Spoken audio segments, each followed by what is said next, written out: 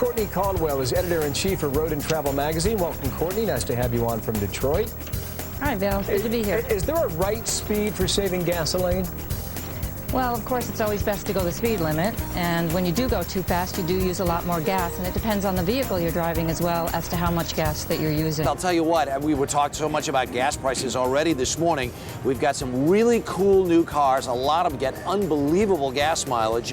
And here to take a look at some of these models, Courtney Caldwell, who's the editor-in-chief of Road and Travel magazine. Good morning. Good morning, Harry. We've got some really kind of neat, innovative things to show. Yes. This is an SUV. This is a Saturn. It's a View, right? It's a Saturn View, hybrid. And the price point on this hybrid, the price points are starting to come down. The price on this is what? $23,000 starting point, which is very low for a hybrid. People still need to be taking their cars into wash all the time, even if they're going to get dirty, not so much for aesthetics, but for the car. Well, there's elements all over the country that affect your vehicle's paint, and a lot of people think that because you're in California, they don't have as many issues with the weather elements to affect their car, and they do. There is salt from the ocean, and because the weather patterns blow west to east, a lot of that salt from the ocean comes on and causes rust pits in your paint and your chrome, gets underneath your wheel well. So if you don't keep your car professionally washed, for example, which does a much better job than a home wash, it can ruin your vehicle, and you can end up with some very costly repairs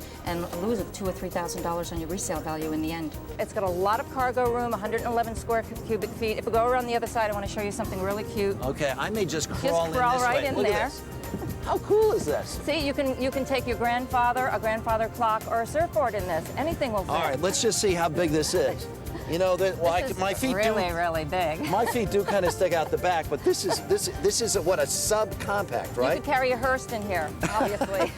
I got to tell you, I did it for the first time last month in California. It was fabulous. Did it with kids. What I loved about this, I thought, well, whitewater rafting, it's pretty scary stuff, and that's not to say there aren't some, gut-wrenching moments, but it's a whole family sport now, isn't it?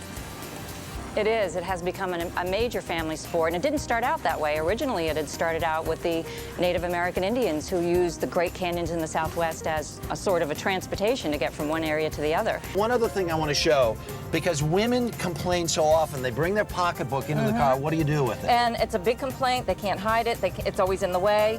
But this is really a little hard to show on TV, but we have a pocketbook, and we're going to watch the pocketbook disappear. Yeah. The well in here is gigantic, 9 inches and there's deep. room for yet another purse on top of it. Or a laptop. I mean, there's a lot of room in there to hide even a small dog. Courtney, thank you so much. We really You're appreciate welcome, it. It was Harry. really, really fun.